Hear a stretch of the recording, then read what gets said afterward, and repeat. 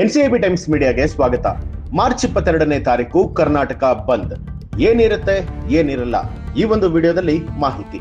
ಹೌದು, ಕನ್ನಡಿಗರ ಮೇಲೆ ಹಲ್ಲೆ ಪ್ರಕರಣ ಖಂಡಿಸಿ ಕನ್ನಡ ನಾಡು ಭಾಷೆ ನೆಲ ಜಲ ರಕ್ಷಣೆಗಾಗಿ ಒತ್ತಾಯಿಸಿ ಮಾರ್ಚ್ 22ನೇ ತಾರೀಕು ಕರ್ನಾಟಕ ಬಂದ್ಗೆ ವಾಟಾಳ್ ನಾಗರಾಜ್ ನೇತೃತ್ವದಲ್ಲಿ ಕನ್ನಡ ಪರ ಸಂಘಟನೆಗಳು ಕರೆ ಕೊಟ್ಟಿದೆ.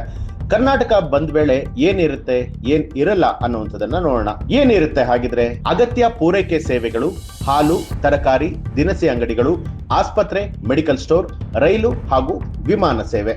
ಹಾಗಿದ್ರೆ ಏನಿರಲ್ಲ ಅಂತ ನೋಡೋದಾದ್ರೆ, ಆಟೋ ಸಂಚಾರ ಸಂಪೂರ್ಣ ಬಂದ್, ಚಿತ್ರಮಂದಿರಗಳು ಬಂದ್, ಸಿನಿಮಾ ಶೂಟಿಂಗ್ ಬಂದ್, ಹೋಟೆಲ್ ಹಾಗೂ ಮಾಲ್ಗಳು ಅನುಮಾನ, ಕೆಎಸ್ಆರ್ಟಿಸಿ ಹಾಗೂ ಬಿಎಂಟಿಸಿ ಸಂಚಾರ ಕೂಡ ಬಂದ್ ಆಗುತ್ತೆ.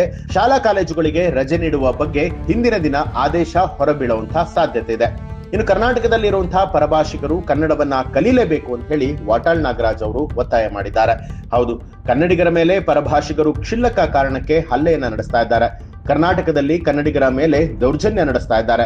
ಕನ್ನಡದಲ್ಲಿ ಮಾತನಾಡಿದರೆ ಬೇರೆ ರಾಜ್ಯದವರು ಕನ್ನಡಿಗರ ಮೇಲೆ ಹಲ್ಲೆ ನಡೆಸ್ತಾ ಇರುವಂತಹ ಘಟನೆ ಕೂಡ ಬೆಳಕಿಗೆ ಬಂದಿರುವಂತದ್ದು ಖಂಡನೀಯ. ಇಂತಹ ಘಟನೆಗಳು ನಿಲ್ಲಬೇಕು ಅಂತ ಹೇಳಿ ವಾಟಾಳ್ ನಾಗರಾಜ್ ಅವರು ಗುಡುಗಿದ್ರು. ಈ ನಿಟ್ಟಿನಲ್ಲಿ ಮಾರ್ಚ್ 22ನೇ ತಾರೀಕು ಕರ್ನಾಟಕ ಬಂದ್ಗೆ ಕರೆ ಕೊಡಲಾಗಿದೆ. ಕರ್ನಾಟಕದಲ್ಲಿರುವಂತಹ ಬೇರೆ ರಾಜ್ಯದವರು ಕನ್ನಡವನ್ನ ಕಡ್ಡಾಯವಾಗಿ ಕಲಿಬೇಕು, ಇಲ್ಲವಾದಲ್ಲಿ ಕರ್ನಾಟಕವನ್ನ ಬಿಟ್ಟು ಹೋಗ್ಬೇಕು ಅಂತ ಹೇಳಿ ಆಗ್ರಹಿಸಿದ್ರು.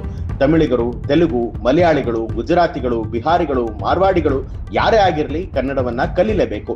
ಇಲ್ಲದೇ ಇದ್ರೆ ರಾಜ್ಯವನ್ನ ಬಿಟ್ಟು ತೊಲಗಲಿ, ಯಾವುದೇ ರೀತಿಯಾದ ಮುಲಾಜೆ ಇಲ್ಲ.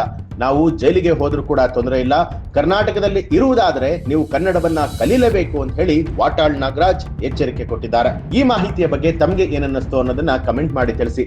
ಹಾಗೆ ಯಾರೆಲ್ಲ ಇನ್ನೂ ಕೂಡ ಎನ್ಸಿಐಬಿ ಟೈಮ್ಸ್ ಮೀಡಿಯಾ ಚಾನೆಲ್ ಅನ್ನ ಸಬ್ಸ್ಕ್ರೈಬ್ ಮಾಡಿಲ್ಲ, ತಪ್ಪದೆ ಸಬ್ಸ್ಕ್ರೈಬ್ ಮಾಡಿ, ಬೆಲ್ ಐಕಾನ್ ಒತ್ತಿ.